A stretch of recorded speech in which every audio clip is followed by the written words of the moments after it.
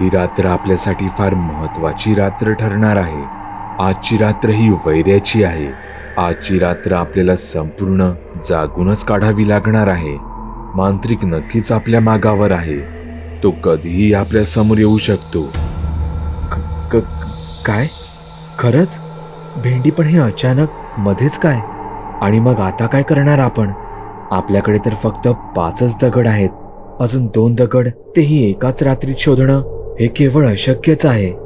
नाही, अशक्य नाही, पण हो, कठीण मात्र नक्कीच आहे. म्हणजे बऱ्याचशा गोष्टी तुम्हाला माहीत नाहीत. त्यातील एक गोष्ट ही या जादुई दगडांबद्दल आहे. मला गुरुजींनी मुद्दामून तुमच्या मदतीला हे जादुई दगड शोधण्यासाठी म्हणून पाठवलं होतं. यातील 2 जादुई दगडांची जागा ही गुरुजींना निश्चित माहीत होती, पण उरलेल्या 3 ते 4 दगडांविषयी त्यांना केवळ अंदाज होता. त्यांनी त्या जागांविषयी मला आधीच सांगितलं होतं. त्यांनी हेही सांगितलं होतं की ज्या 2 दगडांची आपल्याला ठाम जागा माहीत आहे ते दगड सर्वात शेवटी घ्यायचे, कारण तेव्हा आपल्याकडे ते शोधायला पुरेसा वेळ नसणार. भेंडी, म्हणजे तुम्हाला त्या उरलेल्या दगडांची जागा माहीत आहे? मला सांगा, ते कोणत्या भयानक जागी तर नाहीत ना? हो, त्या तशाच जागा आहेत. एक जागा जिथे एक भयानक गुफा आहे, जिथे तितकाच भयानक दानव राहतो, आणि दुसरी जागा, त्या जागेवर या जंगलाचा शापित आत्मा राहतो. मग सर्वात आधी कुठे जायचं? त्या गुफेत, जिथे एक राक्षस आहे. गाठोड्यावाले बाबा नयन सोबत त्या गुफेच्या दिशेने निघाले. ही तीच गुफा होती जिथे काही क्षणापूर्वी मी, म्हणजेच माझ्यातील मांत्रिकाने आगीचा तांडव केला होता. कारण तिथे असलेला जादुई दगड हा सुकेशनीने आधीच पळवला होता. हा प्रवास आतापर्यंतचा सर्वात भयानक आणि तितकाच गुंतागुंतीचा बनत चालला होता. या प्रवासातील अनेक गोष्टींची उत्तरे अजूनही गुलदस्त्यात कैद होती. ही काळ रात्र या प्रवासाचा शेवटचा थांबा होती, जिथे सगळी रहस्ये एक एक करून उलगडणार होती. गाठोड्यावाले बाबा नयन सोबत त्या अंधारातून, झाडाझुडपांतून वाट काढत पुढे निघाले होते. नयनही त्याच्या विचारांत हरवला होता.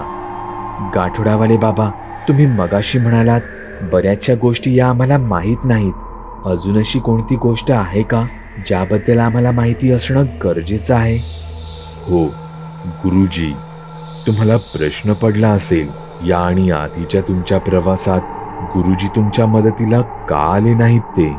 हो ना, आम्ही त्यांच्या मदतीची खूप वाट बघितली, पण ते शेवटपर्यंत आमच्या मदतीला नाही आलेत. मी शेवटचं त्यांना जेव्हा भेटलो तेव्हा ते त्यांच्या एका गुफेत होते. तिथे एक दैवी वृक्ष होता. ते त्याच वृक्षाच्या सुरक्षेसाठी तिथे थांबले आहेत. त्यांनी आजवर मात केलेली असंख्य भूत, प्रेत, आत्मे, पिशाच्य ही त्याच झाडावर बांधली आहेत. त्यांना असा दृष्टांत झाला होता की एखादी भयंकर शक्ती ही त्याच दैवी वृक्षासाठी, त्यांवरील अतृप्त आणि भयानक आत्म्यांसाठी तिथे येणार आहे. म्हणूनच गुरुजी तिथे त्या दैवी वृक्षाच्या सुरक्षेसाठी थांबले आहेत. गाठोड्यावाल्या बाबांचं बोलणं पूर्ण होतं न होतं तोच त्यांना समोर कोणीतरी उभं दिसलं. अंधारात इतक्या रात्री, म्हणून ते दोघेही जरा सावध झाले. विशाल, हा तू आहेस का? नयनने जरा घाबरतच विचारलं. इतक्या त्याच्या पाठून अजून एक सावली बाहेर आली. गाठोड्यावाल्या बाबांनी नयनला जरा हातानेच मागे केलं. त्यांना कदाचित पुढील संकटाचा अंदाज आला होता. त्या दोन्ही सावल्या अंधारातून हळूहळू पुढे येऊ लागल्या. त्या नयनकडच्या टॉर्चच्या उजेडात आल्या आणि नयनच्या चेहऱ्यावरची भीती कुठच्या कुठे पळून गेली. इतक्या दिवसांनी मला असं समोर पाहून नयनचा आनंद गगनात मावेनासा झाला. तो आनंदात माझ्या जवळ येणार तोच गाठोड्यावाल्या बाबांनी त्याचा हात पकडला. तो खरंच तुझा मित्र आहे? गाठोड्यावाल्या बाबांचं हे वाक्य नयनच्या शरीरातून भीतीची एक लहर घेऊन आलं. मला तरी आता तो मांत्रिक वाटतोय. नयनच्या छातीत धडकीच भरली. नयन आपोआपच 2 पावलं पाठी झाला. नयनच्या कानांवर मांत्रिकाचा तो ओळखीचा आवाज पडला. माझ्या मरणाची स्वप्ने पाहत आहात? तुमच्याकडचे जादुई दगड आत्ताच्या आत्ता माझ्या हवाली करा, नाहीतर मरणाला सामोरे जा. गाठोड्यावाल्या बाबांनी नयनला त्यांच्या पाठी केलं. मांत्रिकाच्या शक्तीपुढे गाठोड्यावाले बाबाही हतबल झाले होते, पण त्यांच्यात शेवटच्या श्वासापर्यंत लढायची हिंमत होती. ते 2 पावलं पुढे आले. मांत्रिकाशी बोलण्यात काहीच अर्थ नव्हता, म्हणून ते मला उद्देशून बोलू लागले. मी तुझ्याशी, तुझ्या शरीरातील त्या मुलाशी बोलत आहे. तुझं मन केंद्रित कर, एकाग्र कर. तुला तुझ्या शरीरावर मांत्रिकासारख्या दुष्ट शक्तीला हावी होऊ देऊ नकोस. मांत्रिकाला गाठोड्यावाल्या बाबांचं हे बोलणं सहन झालं नाही. त्याचा राग उफाळून आला. त्याने त्याचे दोन्ही हात जवळ आणले आणि त्यातून आगीचा एक गोळा बाहेर आला. तो थेट गाठोड्यावाल्या बाबांच्या शरीरावर जाऊन धडकला. तसे ते काही फूट हवेत उडवले गेले आणि एका झाडावर जाऊन आदळले. मनाने असले तरी गाठोड्यावाले बाबा शरीराने तितके मजबूत नव्हते. मांत्रिकाचा अजून एक वार आणि सगळं काही संपलं असतं. मांत्रिकाच्या म्हणजेच माझ्यासोबत जंगलातील ती मुलगीही आली होती. तिला मांत्रिकाचं हे वागणं मुळीच पटलं नव्हतं. ती धावत गाठोड्यावाल्या बाबांकडे गेली. तिला भाषेमुळे व्यक्त होता येत नव्हतं, पण तिचे भाव तिची गाठोड्यावाल्या बाबांविषयीची काळजी स्पष्ट दाखवत होते. तिने त्यांच्या डोक्याखाली तिचा एक हात अलगद पकडला आणि तिने त्यांना कसं बसत जागेवर बसायला मदत केली. तोच त्यांच्या खिशातून एक वस्तू खाली पडली. हे त्या मुलीच्या भावाच्या गळ्यातील लॉकेट होतं. त्याच्यावरचे सुकलेले रक्ताचे डाग पाहून तिच्या डोळ्यातून चटकन पाणी निघालं. एका क्षणात सगळा खेळ पलटला होता. ती मुलगीही आता दयामाया सगळं विसरून गाठोड्यावाल्या बाबांकडे संशयाने पाहू लागली. मेरा भाई, किधर मेरा भाई? गाठोड्यावाले बाबा विचारात पडले. त्यांचं लक्ष त्या लॉकेटवर गेलं आणि त्यांना तिच्या बोलण्यामागचा अर्थ समजला. त्यांना एकदम चेटकिणीच्या हल्ल्यात मरण पावलेल्या त्या मुलाची आठवण झाली. गाठोड्यावाल्या बाबांनी पुन्हा एकदा त्या घटनेचा धसका घेतला आणि ते परत एकदा तसेच बडबडू लागले. तो मुलगा, त्या मुलाच्या मृत्यूला मीच जबाबदार आहे. मी त्याला दरवाजातून आत पाठवलं. ही माझी चूक होती.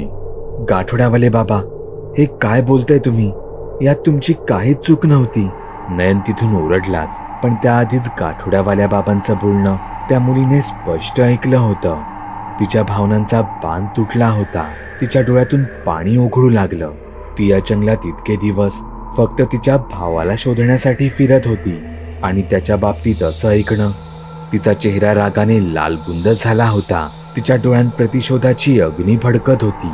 नयनने तिचे भाव हेरले होते. तो जोरात ओरडला, गाठोड्यावाले बाबा, पळा तिथून. पण त्यांनी स्वतःला त्या मुलीच्या स्वाधीन केलं होतं. ती मुलगी रागाच्या भरात काही पावलं पाठी होऊ लागली. तिच्या मनात भलतंच काहीतरी शिजत होतं. तिने पाठीवर अडकवलेला बाण काढला. दुसऱ्या हाताने खांद्यावरचा धनुष्य काढून तिने तो बाण धनुष्यावर टेकवला. तिने गाठोड्यावाल्या बाबांच्या थेट डोक्यावर नेम धरला होता. तिचे दात ओठ रागाने कापत होते. तिचे डोळे पाणावले होते. तिने एक जोराची किंकाळी फोडली आणि तिच्या धनुष्यातून एक बाण वाऱ्याच्या वेगात निघाला. तो सरळ गाठोड्यावाल्या बाबांच्या दिशेने येत होता. त्या मुलीचा नेम अचूक होता. नयन फक्त आ करून हे दृश्य पाहू लागला. तो अजून काय करू शकत होता? गाठोड्यावाल्या बाबांचं मरण आता जवळपास निश्चित होतं. तो बाण गाठोड्यावाल्या बाबांच्या चेहऱ्याच्या अगदी काहीच इंच लांब येऊन हवेतल्या हवेत थांबला. समोरील दृश्य पाहून नयनचे डोळे खुलेच्या खुलेच राहिले. त्या मुलीने सोडलेला तो बाण सुकेशनीने हवेतल्या हवेत गाठोड्यावाल्या बाबांच्या चेहऱ्याच्या काहीच अंतर दूर तिच्या एका हाताने पकडला होता. पण ती अचानक आली कुठून? नयनला तर काहीच कळेना. इतका वेळ शांत बसलेला माझ्या शरीरातील मांत्रिक मात्र आता सुकेशनीला पाहून चांगलाच चवताळला होता. सुकेशनीची त्याची याआधीही भेट झाली होती, पण कोणालाही एकमेकांच्या ताकदीचा अंदाज नसल्याने त्यावेळी कोणीही एकमेकांवर प्रत्यक्षात वार केले नव्हते. मांत्रिकाचं लक्ष नयनकडे गेलं. त्याच्या पाठीवर अडकवलेल्या बॅगेतील त्या जादुई दगडांची जाणीव मांत्रिकाला झाली होती. हीच वेळ होती. मांत्रिकाने त्याच्या जादूने एक आगीचा गोळा निर्माण करून तो थेट नयनच्या दिशेला भिरकावला. मांत्रिकासाठी ते दगड नष्ट होणे गरजेचं होतं. यासाठी नयनच्या शरीराची राख बनवायलाही तो तयार होता. मांत्रिकाच्या हातून निघालेला आगीचा गोळा नयनवर आदळणार. तो सुकेशनीने गुरुजींची काठी समोर केली. त्यातून निघालेली वीज त्या आगीच्या गोळ्यावर जाऊन आदळली आणि मोठा विस्फोट झाला. सगळीकडे धुराचा लोट पसरला. तेवढ्या सुकेशनींनी गुरुजींची काठी जमिनीवर एकदा जोरात आपटली. काठीच्या आवाजासह निघालेले तरंग तिथे जमलेल्या धुराला दूर लोटून गेले. मांत्रिक हे दृश्य पाहतच राहिला. सुकेशनीने तिचा हात वर उंच उचलला. आकाशात काळे ढग एकवटू लागले. काही कळायच्या आत आकाशातून एक वीज कडाडली. ती थेट जाऊन गुरुजींच्या काठीत उतरली. सुकेशनीने काठी पुढे करताच गुरुजींच्या काठीत उतरलेली वीज थेट मांत्रिकावर जाऊन धडकली. मांत्रिक माझ्या शरीरासह काही अंतर दूर जाऊन पडला. सुकेशनीने तिचा एक हात पुढे केला. तिच्या हातात तिने चोरलेला तो जादुई दगड होता. तिच्या बाजूला अजूनही गाठोड्यावाले बाबा त्यांच्या पायांवर बसून होते. तिने तो दगड गाठोड्यावाल्या बाबांकडे दिला आणि म्हणाली, हा तुम्हाला हवा असलेला 6वा दगड. मला घाबरू नका, मी सुकेशनी. तुमच्या गुरुजींनीच मला इथे तुमच्या मदतीला पाठवलं आहे. खरं वाटत नसेल तर ही गुरुजींची काठी पहा. आता इथे जास्त वेळ थांबू नका. 7वा दगड शोधा आणि या मांत्रिकाला कायमचं संपवण्यात गुरुजींची मदत करा. जा लवकर. सुकेशनीचं लक्ष नसताना एक बाण सुकेशनीच्या दिशेने आला.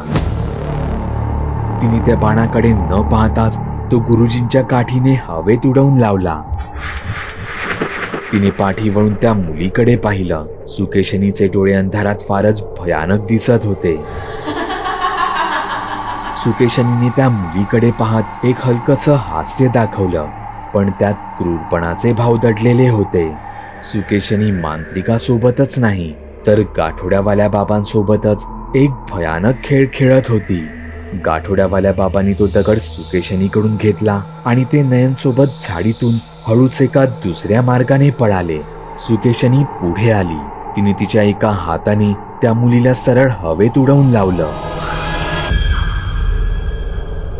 मला वाटलं होतं तू इतका शक्तिशाली आहेस की तुझ्यावर मात करायला मला त्या 7 दगडांची गरज पडेल. पण आता तर असंच वाटतंय की मी माझा इतका वेळ उगाच वाया घालवला. असं म्हणत सुकेशनी मांत्रिकावर धावून गेली. तिने तिच्या पूर्ण ताकदीने गुरुजींची काठी जमिनीवर एकदा जोरात आपटली. जमिनीत शिरलेली काठीची ताकद जमिनीतूनच मार्ग काढत एखाद्या लाटेप्रमाणे त्या मांत्रिकावर जाऊन आदळली. हा प्रहार इतका भयानक होता की मांत्रिका शेजारची 3-4 झाडं तर अक्षरशः कोलमडून पडली. माझं शरीर हे सगळं सहन करू शकत होतं का? पण सुकेशनीला माझीच काय कुणाचीही पर्वा नव्हती.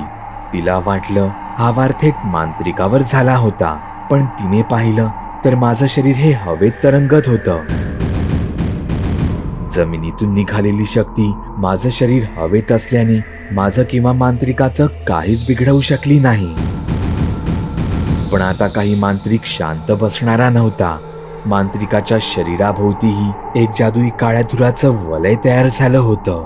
तेच माझ्यावर झालेले वार थेट माझ्या शरीरापर्यंत पोहोचू देत नव्हतं. मांत्रिक भलत्याच रागात होता. त्याला त्याची खरी ताकद दाखवणं आता भाग होतं. त्याने सुकेशनीवर एकावर एक भयानक शक्तिशाली आगीचे गोळे फेकायला सुरुवात केली.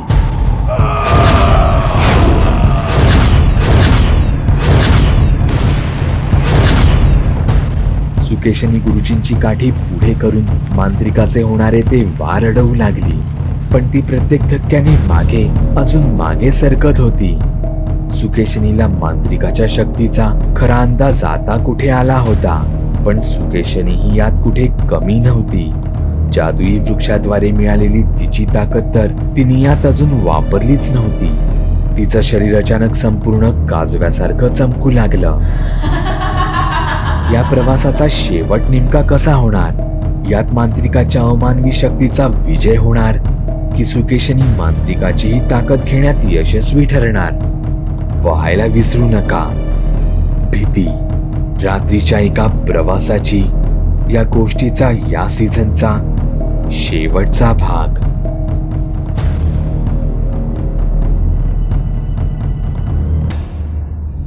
बागुल बुवा. चॅनलवर अपलोड केलेल्या नवीन व्हिडिओची नोटिफिकेशन मिळवण्यासाठी चॅनल सबस्क्राईब करायला विसरू नका. व्हिडिओ आवडला तर आमच्या मेहनतीचा मोबदला म्हणून तो लाईक करून मित्रांसोबत जरूर शेअर करा. चॅनलवरचे इतर व्हिडिओ पाहण्यासाठी इथे क्लिक करा. तसेच चॅनलवरची प्लेलिस्टही चेक करा. दर दिवशी नवनवीन भूतांचे व्हिडिओ बनवून मी तुमचं मनोरंजन करत राहू याची खात्री बाळगा.